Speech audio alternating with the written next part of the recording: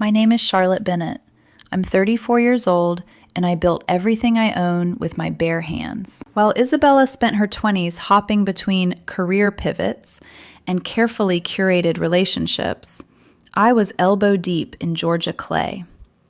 I earned my agricultural science degree from the University of Georgia. I worked 16-hour days studying irrigation systems and soil chemistry. 7 years ago, I risked every cent I had to purchase a failing 200-acre peach orchard in Crawford County. Everyone said it was a mistake. Today, it's one of the most profitable organic peach operations in the state. The irony? My sister's wedding was partially funded by investors who admired my farm's success. People who respected me. People who were about to witness something unforgettable. "Charlotte, sweetheart, you look beautiful." My mother, Diane Bennett, appeared at my side, wearing a smile too polished to be sincere. Her emerald dress probably cost more than my first tractor. "We need a family discussion." My stomach dropped. Family discussions in our house never meant celebration. My father, Harold Bennett, joined her. His silver hair was immaculate, his posture rigid. At 63, he still carried himself like a man who believed authority should never be questioned. "We've been discussing your living situation," he said. My living situation? I set my champagne down carefully. Isabella approached, Ethan's arm wrapped possessively around her waist. Her smile was luminous, predatory. "You know Ethan and I are planning to start a family right away," she said sweetly. "Congratulations," I replied evenly. "We already found the perfect place," Ethan added. I felt it before they said it. The shift in air pressure. The tightening circle. "We want your farm," Isabella said. The words struck harder than a slap. "Excuse me?" "Think logically," Dad said. "You're single. You don't need 200 acres. "You could take Ethan's condo in Atlanta," Mom added. "It's more than enough space for one woman." An 800-square-foot condo for my 200-acre certified organic farm. "You want me to trade my business," I said slowly. "For a condo?" "Don't be dramatic," Isabella sighed. "You don't even use all that land, and you don't have a husband or children." There it was. The real accusation. Success meant nothing without marriage. I felt heat rise in my chest. I earned that land. I paid for it. I built it from bankruptcy. "Family comes first," Mom snapped. I laughed, sharp and brittle. "Have I ever come first?" Dad's jaw tightened. "You've always been difficult, Charlotte." Difficult. Because I didn't shrink. "You're jealous," Isabella said suddenly. "You can't stand that I'm getting married. That I'll give Mom and Dad grandchildren." "I'm not jealous," I whispered. "I'm disappointed." Her eyes hardened. "You think you're better than me because you make money?" "No, I think I'm better than this." The tension drew attention. Conversation slowed. Heads turned. "You know what?" Isabella stepped closer. "I deserve that farm. I deserve the life you've been hoarding." "Hoarding?" I echoed. "Yes, everything. I deserve it. Over my dead body." The slap came fast. Her palm cracked against my cheek, the sound ricocheting across crystal and marble. For a moment, time stopped. Then laughter. Scattered at first. Then spreading. Did she just slap her sister? About time someone humbled her. My cheek burned, but I refused to cry. Isabella smiled triumphantly. "Maybe now you'll act like a real sister." My parents stood behind her, silent. That silence hurt more than the slap. In that moment, I understood. This wasn't about land. This was about control, about keeping me small. They had humiliated me in front of 100 witnesses, including investors, agricultural leaders, and Judge Eleanor Williams. They had made a catastrophic mistake. I reached into my clutch and pulled out my phone. "What are you doing?" Mom hissed. I began typing. The group chat included reporters, farmers, board members, community leaders. I described everything. The demand, the insult, the slap, the laughter. I pressed send. My phone buzzed immediately. Again, and again. "What did you do?" Isabella whispered. I told the truth. The ballroom quieted. I mentioned that a successful woman was assaulted in public for refusing to give away her livelihood, I said clearly. Dad's face drained. "Delete it." It's already shared. A vibration. Judge Eleanor Williams. I witnessed everything. This behavior is appalling. Another vibration. Tom Grayson, Atlanta Journal-Constitution. Would you like to comment? The string quartet stopped playing. Guests were staring now, not at me, at Isabella, at Ethan, at my parents. I lifted my phone. Channel 2 News is calling. And in that moment, I saw it. The realization their power had evaporated. Isabella's wedding day was collapsing around her like a house of cards. And I wasn't crying. I was standing. For the first time in my life, I was done being their scapegoat. The silence inside the ballroom was no longer theatrical. It was suffocating. 100 guests stood suspended between scandal and disbelief. The chandeliers still glowed warmly above us. The floral arrangements still smelled of garden roses and imported peonies. But the fairy tale atmosphere had cracked wide open, and everyone knew it. Isabella's mascara had begun to smudge beneath her eyes. Ethan's confident posture had stiffened into something brittle. My parents stood frozen, calculating damage instead of offering comfort. My phone buzzed again. And again?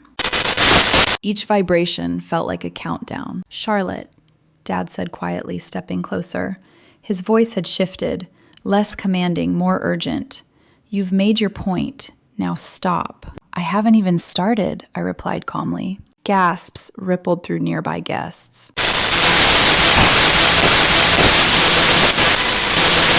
You ruined it the second you raised your hand. Ethan stepped forward, trying to regain control. This doesn't need to become a spectacle. I tilted my head slightly. It already is. Behind them, I saw movement. Guests whispering, phones out, some recording, some scrolling. The laughter from earlier had vanished. In its place, unease, because the story was spreading faster than anyone anticipated. My screen lit up with a call from Amanda Richardson, founder of Richardson & Associates, one of Georgia's most powerful reputation management firms. I answered. Charlotte Bennett? Her crisp voice asked. Yes. I've already seen the video. It's circulating rapidly. We'd like to offer pro bono representation if you choose to pursue action. Action. Isabella flinched at the word. I appreciate that, I said, making sure my voice carried just enough for nearby ears to catch it. I'll consider my options. When I hung up, Ethan's face had gone pale. What video? He whispered. I held up my phone. Someone had uploaded a clip of Isabella slapping me. The camera angle was clear, the audio unmistakable. The laughter afterward even clearer. The caption read, Bride assaults sister after demanding her farm. The comments were multiplying by the second. This is disgusting. Who laughs at assault? She handled that like a queen. Ethan turned slowly toward Isabella. You told me this was just a disagreement. It was, she snapped. She's overreacting. Overreacting? I repeated softly. Judge Eleanor Williams had now physically stepped forward from the crowd. Her silver hair and steady gaze commanded instant attention. I witnessed what happened, she said evenly, and I suggest everyone here be very mindful of their next decisions. A judge. Publicly acknowledging assault. Dad swallowed hard. Your Honor, surely we can handle this privately. Judge Williams' expression didn't soften. Public behavior has public consequences, Mr. Bennett. Ethan ran a hand through his hair. This is spiraling. It didn't have to, I said. Mom grabbed my wrist. Charlotte, please, think about your sister. Did she think about me? Her grip loosened. Across the room, guests began quietly collecting their coats. The string quartet had stopped entirely. Caterers stood awkwardly near untouched champagne towers. The fairy tale had officially expired. My phone rang again. This time, Channel 2 News. I answered on speaker. Ms. Bennett, we're receiving reports that you were physically assaulted tonight at Oak Grove Plantation. Would you like to comment? Isabella's breath hitched. Ethan's jaw clenched. Dad's voice turned sharp. Hang up. I'd like to confirm that I was slapped in front of 100 witnesses after refusing to give up my farm, I said steadily. A murmur swept the room. "And how do you feel about that?" the reporter asked. I looked directly at Isabella. "I feel liberated." The word landed heavier than any accusation. Liberated. Because something inside me had finally snapped free. "Charlotte," Mom whispered desperately, "you're destroying us." "No," I corrected. "You destroyed yourselves." Isabella's composure crumbled. Tears streamed down her face now, real this time. "It was just a slap," she cried. "You're my sister." "Yes," I said quietly. "And you hit me." Ethan turned away, clearly overwhelmed. The groom who had entered this ballroom confident and composed now looked like a man calculating escape routes. "What do you want?" Dad asked finally. There it was. Not an apology. A negotiation. "I want you to leave me alone," I said. The simplicity of it stunned them. No more demands, no more guilt, no more treating me like a bank account with a pulse. Guests were openly leaving now. Some avoided eye contact. Others gave me small nods of support. The social tide had shifted. Isabella grabbed Ethan's arm. "Say something." He hesitated. And in that hesitation, I saw the first crack in their marriage. "This wasn't part of the plan," he muttered. "Plan." The word echoed in my mind. Had I ever been more than a strategic asset to them? Mom's voice broke. "Family doesn't do this. Family doesn't assault each other either." The truth hung in the air like smoke. My phone vibrated again. A text from my assistant. "Channel 2 is outside the venue." I showed the screen to my parents. Dad closed his eyes. "Please," he whispered. But it wasn't for me. It was for himself, for reputation, for damage control. Isabella's wedding planner approached timidly. "The remaining guests are asking if the reception is still happening." No one answered, because everyone knew it wasn't. I stepped back, adjusting the strap of my clutch. "You know what the tragic part is?" I said calmly. "If you had asked respectfully, I might have helped." Isabella stared at me through tears. "But you didn't ask," I continued. "You demanded." Ethan looked at her, not with love, with doubt. And doubt is far more corrosive. I walked toward the exit. Dad called after me, "Charlotte, we can fix this." I paused but didn't turn around. "Some things," I said softly, "aren't meant to be fixed." The grand doors of Oak Grove Plantation opened. Cool October air hit my face. Behind me, chaos was erupting. Raised voices, hurried footsteps, whispered accusations. The wedding was over. Not officially, but socially? Absolutely. As I stepped onto the stone walkway, camera flashes flickered in the distance. My cheeks still stung faintly, but something else burned stronger. Resolve. My phone buzzed once more. "Judge Williams, you did the right thing." For the first time that night, my chest felt lighter. Not because I'd won, but because I'd stopped losing. And inside that ballroom, beneath falling petals and shattered pride, Isabella was realizing something terrifying. Power doesn't come from taking. It comes from standing. The cameras started flashing before I even reached my truck. Channel 2's van was parked crookedly along the curb, headlights cutting across Oak Grove Plantation's pristine stone entrance like an accusation. A young reporter stepped forward, microphone in hand, her expression careful, curious, but not cruel. "Ms. Bennett, just one statement." For a split second, the old version of me, the one trained to avoid conflict, to keep family matters quiet, almost surfaced. Then I remembered the sound of Isabella's hand against my cheek. "I've already said what needed to be said," I replied evenly. "No one has the right to demand someone else's livelihood. Not even family." I got into my truck before they could ask more. As I pulled away, I caught one last glimpse of the plantation in my rearview mirror. Through the tall windows of the ballroom, figures were still moving frantically. The wedding that had begun as a fairy tale was now a spectacle. My phone rang before I reached the main road. Maya Collins, my best friend since college, fellow agricultural entrepreneur. The only person who had ever understood why I chose dirt under my nails over diamonds on my fingers. "What the hell happened?" she demanded the moment I answered. I let out a breath I hadn't realized I'd been holding. Isabella slapped me. Silence.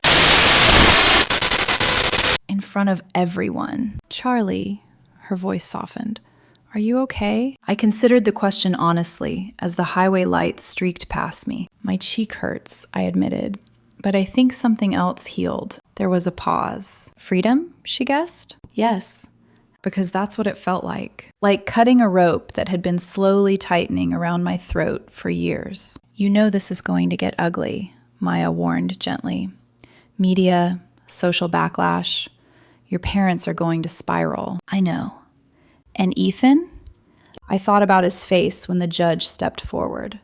The flicker of calculation. He looked scared, I said. Not for Isabella, for himself. Maya huffed softly. Good, he should be. We stayed on the phone for most of the drive back to Crawford County. The rhythmic hum of tires on asphalt steadied me. The Georgia countryside stretched dark and endless around me, familiar, grounding. By the time I ended the call, my phone had accumulated over 180 notifications. When I stopped at a red light, I scanned a few. Agricultural board members expressing outrage, fellow farmers offering support, local business owners condemning the behavior. Then one message made my throat tighten. Dr. Hannah Whitmore, Dean of Agricultural Sciences at the University of Georgia. Charlotte, I just saw the footage. I am appalled. Your integrity has always been unquestionable. If you need institutional support, you have it. Tears welled unexpectedly. For years, my family painted me as selfish, cold, obsessed with success. Yet the people who barely knew me were offering loyalty without hesitation. That contrast hurt more than the slap ever could. By the time I turned onto the long gravel driveway leading to my farmhouse, it was past midnight. The porch light was on, and standing beneath it was Daniel Rivera, my farm manager for the past 5 years. Tall, broad-shouldered, steady in the quiet way that real strength tends to be. He had dirt permanently embedded under his fingernails and the kind of patience you can't fake. He must have seen the news. I parked and stepped out. He didn't ask questions at first, just studied my face. Is that from her? He asked quietly, gesturing toward my cheek. Yes. His jaw tightened. For a moment, something protective flashed in his dark eyes, restrained but unmistakable. You want me to drive to Savannah? He asked calmly. Despite everything, I laughed softly. No, I've already handled it. He nodded once, accepting that answer. You're trending, he added, in case you didn't know. Wonderful. We walked toward the porch together. The farmhouse smelled faintly of cedar and peaches. Safe. Familiar. Mine. Inside, I caught my reflection in the hallway mirror. The red mark on my cheek had faded slightly, but it was still visible. My mascara had smudged. My hair had loosened from its careful twist. But my eyes looked different, not wounded. Awake. I poured a glass of sweet tea and stepped back onto the porch swing. Daniel leaned against the railing nearby. People are angry, he said after a moment. On your behalf. I never asked them to be. You didn't have to. My phone buzzed again. I opened Instagram. The video had surpassed 200,000 views. Comments flooded in. That farmer handled it with class. Assault is assault, bride or not. You don't get to take someone's land because you're getting married. And then, why were people laughing? That question lingered. Why had they laughed? Because it was easier than confronting injustice. Because humiliation is entertaining when it's not happening to you. Daniel sat beside me on the swing. You okay? He asked again, more softly this time. I nodded.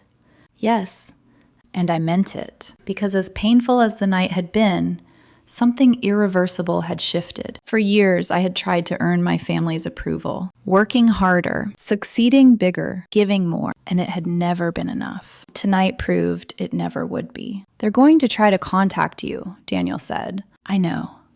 You going to answer? I watched the orchard stretching beyond the porch, rows upon rows of peach trees, their branches heavy with the promise of next season. No. The word felt solid, final. Their decisions. My phone buzzed again, a text from an unknown number. I stared at it for a long moment, then I deleted it. No explanation. No defense. Silence. Daniel stood, giving me space. "Get some rest," he said. "We've got irrigation checks at 6. I smiled faintly.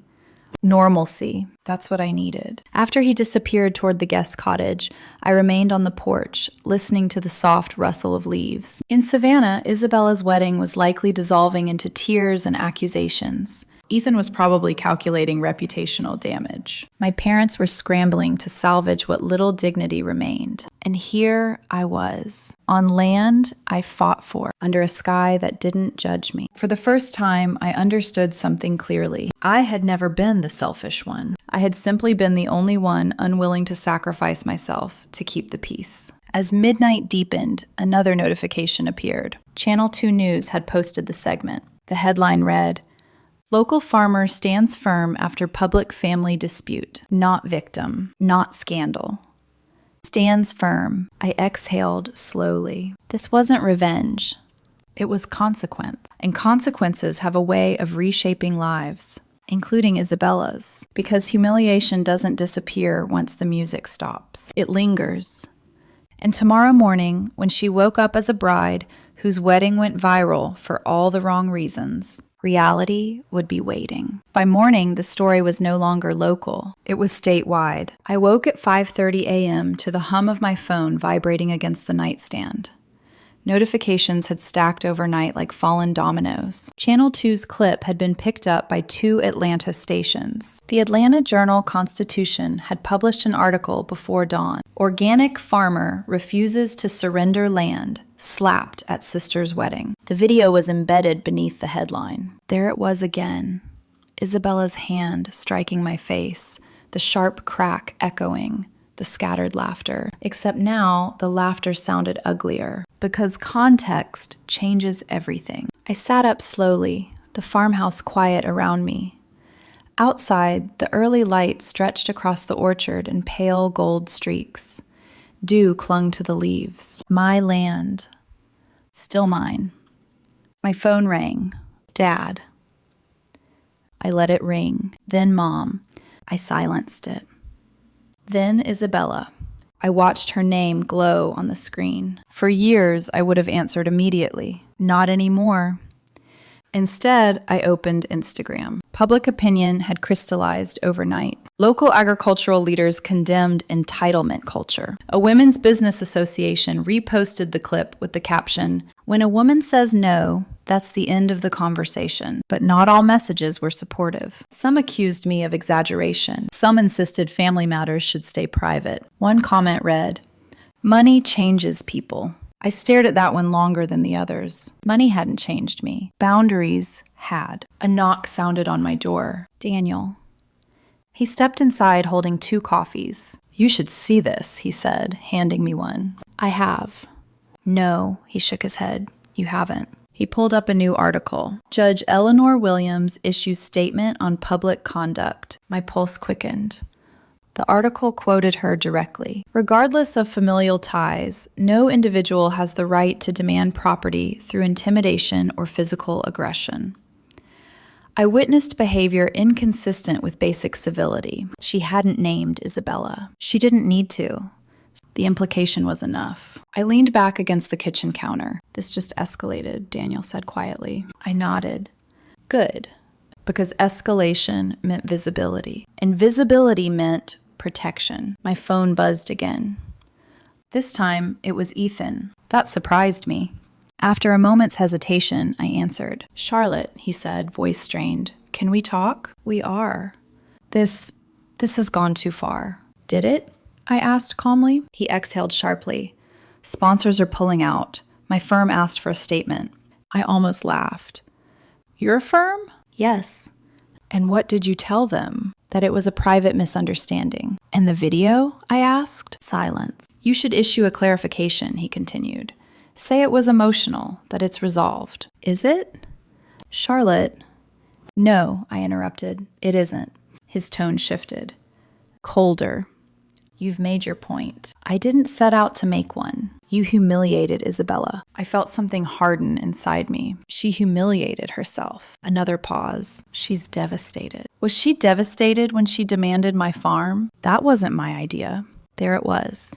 The first fracture. So whose was it? I asked softly. He didn't answer, because the truth was complicated. And complicated truths destroy convenient marriages. By noon, Savannah Society blogs had picked up the story. The headline on one read, "Wedding turns to warfare at Oak Grove Plantation." Reporters called non-stop. I declined interviews. Silence was louder. Meanwhile, the fallout spread outward. Dad's construction company website went temporarily offline. Maintenance, the banner claimed. Mom resigned from the hospital board before they could ask her to. Isabella's bridal photos, which had been posted just days earlier with glowing captions, were now flooded with comments referencing the slap. The fairy tale narrative had collapsed. That afternoon, a black SUV pulled into my driveway. I recognized it instantly. My parents' car. Daniel stepped outside before they even reached the porch. He didn't block them, but his presence was unmistakable, protective. I met them on the front steps. Mom's eyes were red. Dad looked 10 years older than he had 2 days ago. "Charlotte," Mom began, voice trembling. "Please, let's fix this." "There's nothing to fix." Dad stepped forward. "Ethan's firm is reconsidering his partnership track." I raised an eyebrow. "That's unfortunate." "Your sister hasn't left the house," Mom whispered. "That's her choice." Mom's composure cracked. "She says you ruined her life." I held her gaze steadily. "She tried to take mine." Dad's jaw tightened. "You've always been stubborn. And you've always mistaken that for strength." The air between us felt thick, charged. "Withdraw the statement," Dad demanded suddenly. "Tell them it was a misunderstanding." "No." Mom gasped softly, as if she hadn't truly believed I'd refuse. "You'd let your sister's marriage collapse?" she asked. I thought about Ethan's hesitation, his calculation, the way he distanced himself the moment consequences appeared. "If it collapses," I said quietly, "it wasn't built on anything solid." Dad's voice dropped lower. "Family loyalty matters. So does respect." For a moment, none of us spoke. Wind rustled through the orchard behind me. Finally, Mom whispered, "She's coming tomorrow." My stomach tightened slightly. "Here?" "Yes." "Why?" "To talk." I almost smiled. "Tell her she's welcome to try." They left without another word. As their SUV disappeared down the gravel road, Daniel stepped beside me. "You ready for that?" he asked. "I've been ready for years." Because confrontation isn't new to me, but clarity is. And tomorrow, when Isabella stands on this porch demanding sympathy instead of land, she'll finally understand something she never grasped. The farm was never just property. It was proof. Proof that I didn't need their approval to succeed. Proof that I could build something lasting. And proof that when someone tries to take what you've earned, you don't apologize for defending it. And let the world watch. Isabella arrived the next afternoon just before sunset. No bridal glow, no flawless makeup, no Ethan. Her white SUV rolled slowly down the gravel driveway, as if even the tires felt uncertain about being here. I stood on the porch with my arms crossed, the late Georgia light casting long shadows across the orchard behind me. Daniel lingered near the barn, close enough to step in if necessary, far enough to give the illusion of privacy. When Isabella stepped out of the car, she looked smaller somehow, fragile. But I had learned the hard way that fragility and manipulation often wear the same face. "Charlotte," she said softly. I didn't move. "Isabella." For a moment, neither of us spoke. The wind stirred the peach trees. Finally, she exhaled. "Ethan moved out this morning." There it was. The consequence she hadn't anticipated. "I'm sorry to hear that," I replied, though my tone held no real apology. She climbed the porch steps slowly. "You've destroyed everything." "No," I said evenly. "You did." Tears welled instantly in her eyes. "You could have handled it privately. You slapped me publicly." Her lips trembled. "I was emotional. You were entitled." The word hit her harder than my calm ever could. I thought you'd help us," she admitted. "You always fix things." That stopped me, not because it softened me, but because it clarified everything. "You never asked for help," I said. "You demanded ownership." She shook her head. "It's just land. It's my life." We stood face to face now. For the first time, there was no audience, no parents, no guests. No groom, just truth. I grew up watching you get praised for everything, she said suddenly, anger flickering through her tears. You were the smart one, the independent one.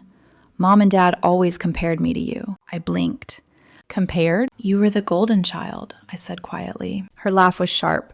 You think being the pretty one is the same as being respected? That gave me pause. Because maybe we had both misunderstood the roles we were forced into. But understanding didn't erase accountability. You still hit me, I said. She flinched. I didn't think you'd push back like that, she whispered. I thought you'd fold. There it was again. Expectation of my silence, of my compliance. You've always counted on that, I replied. Her shoulders sagged. Ethan says he needs space. His firm is reviewing his conduct. Sponsors pulled funding from his startup. Everything collapsed overnight. I studied her carefully. Is that why you're here? To fix this. I almost smiled. You still think I control the outcome? You do, she insisted. One statement from you and this dies down.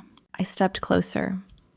This doesn't die down because you're uncomfortable. It fades when people forget, and they won't forget quickly. She wiped her face.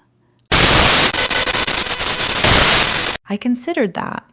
5 years ago, the answer might have hurt. Now it felt simple. Yes. Her breath caught. You can't mean that. I do. You're my sister. And you treated me like an asset. Silence settled heavily between us. Behind her, the orchard stretched endlessly. Rows of work, sweat, sacrifice. Do you hate me? She asked quietly. I searched myself honestly. And that surprised us both. I don't hate you, I continued. I just don't trust you. And trust, once broken in public, doesn't mend in private. She looked at the house, the land, the barn. You really built all this alone? Yes. A flicker of something passed through her eyes. Regret. Maybe even admiration. I never understood how much it meant to you, she admitted. You never tried. That wasn't cruelty. It was fact. She stepped back slowly. I thought marrying Ethan would make everything stable, she confessed. Secure. And taking my farm was part of that stability? She couldn't answer, because the answer would reveal more than she wanted to face. Mom says you've always been selfish, she muttered. I let out a quiet breath. Wanting to keep what I earned isn't selfish. She stared at me for a long moment. I don't know who I am without them, she whispered. That, more than anything, almost cracked me. Because I knew that feeling. The need for validation. The fear of standing alone. But growth isn't contagious. It's chosen. You'll figure it out, I said gently. But not here, she nodded slowly.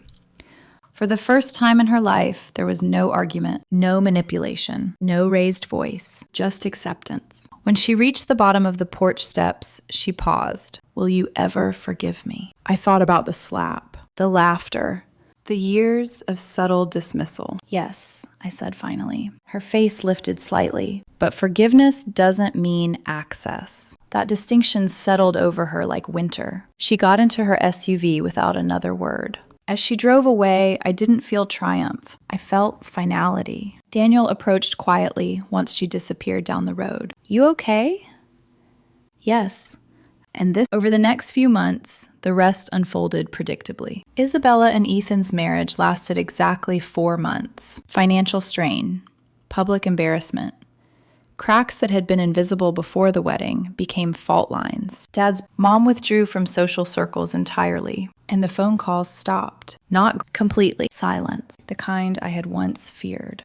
Because silence meant no more demands. No more shrinking. My farm expanded that year.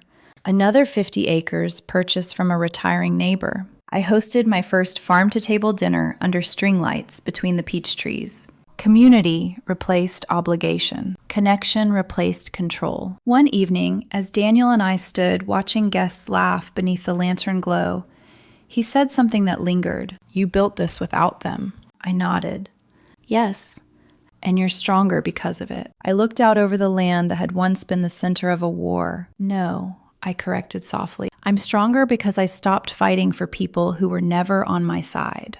The sun dipped below the horizon. painting the orchard in gold and amber. Some bridges don't collapse dramatically. They simply burn quietly until there's nothing left to cross. And sometimes that's exactly what freedom looks like. 5 years have a way of softening sharp edges, but they don't erase memory. They refine it.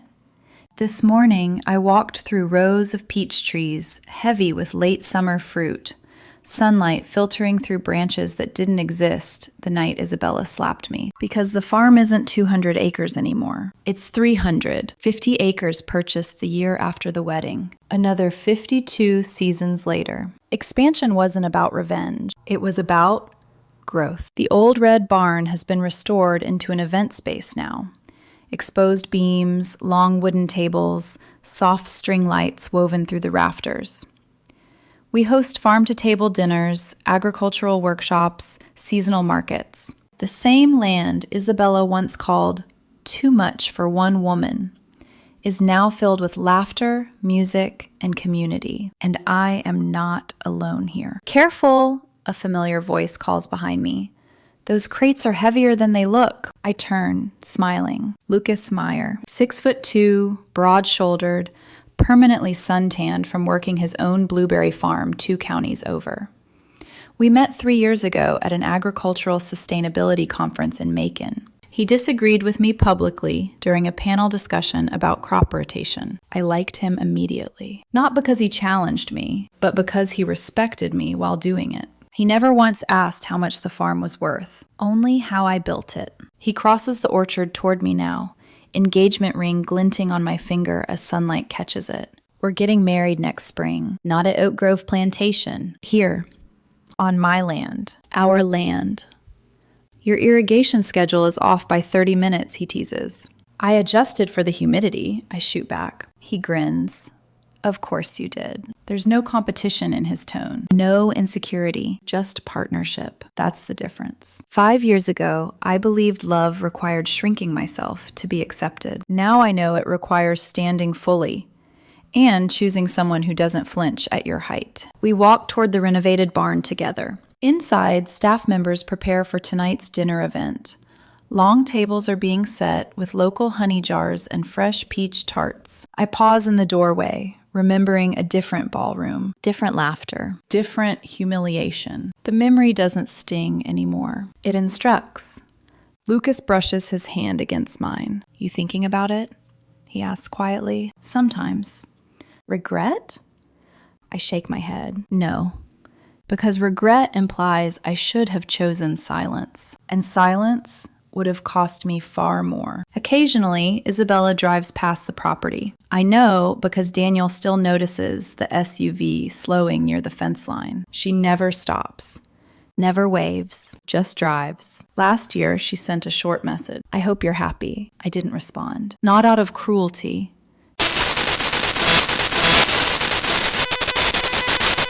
Mom and Dad aged quickly after the fallout. Dad sold his construction company 3 years ago. Mom moved into a smaller house, closer to town. We exchanged polite holiday texts. Nothing more. And that's enough. Family, I learned, isn't defined by DNA. It's defined by behavior, by who stands beside you when it's inconvenient, by who celebrates your growth instead of fearing it. The orchard hums softly with life around us. Workers laugh near the packing shed. Children from a local school group run past with sticky fingers from peach samples. Community replaced chaos. Respect replaced ridicule. Later that evening, as guests gather beneath lantern light, Lucas pulls me toward the center of the barn. To surviving public humiliation, he says lightly. I laugh. To refusing to surrender, I correct. He kisses my forehead gently. Not forced, not polite, earned. I step onto the small platform at the front of the barn to welcome everyone. As I speak about sustainable farming and community resilience, I catch my reflection faintly in the glass behind me. Confident, grounded, unapologetic. 5 years ago, 100 people watched my sister try to reduce me to something small. Tonight, 200 people stand on land she once demanded, land that flourished because I refused. After the event winds down and the last car disappears down the gravel driveway, Lucas and I sit on the porch swing. The same swing where I once scrolled through viral comments with a bruised cheek. The night air is warm, peaceful. Do you ever think about what would have happened if you'd given in? He asks. I imagine it briefly. An apartment in Atlanta, a sold orchard, a version of myself constantly resentful, smaller.